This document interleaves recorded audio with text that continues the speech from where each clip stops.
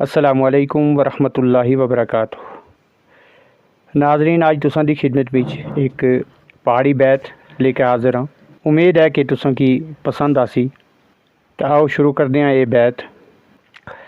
तसीन सब्ज़ बहार ते ओए फुल वेखेली पखनू बोल दे यार सू बोल सोने।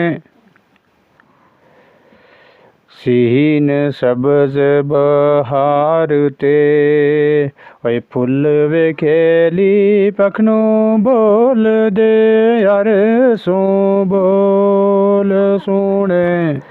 ओए रौनक मालियां तलां ते पानियां ते रौनक मालियां तलां ते पानियां ते ओ कसिया पांदिया यार सो शोर सोने।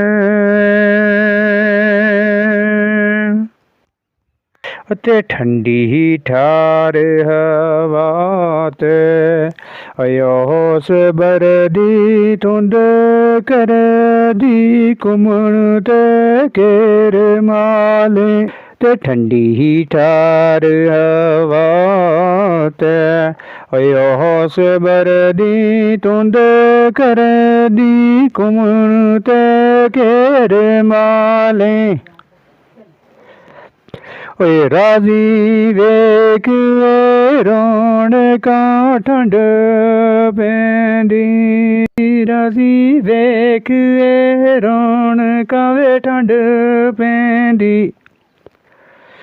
ओ जदों बोल दे पखनू बोल सोने।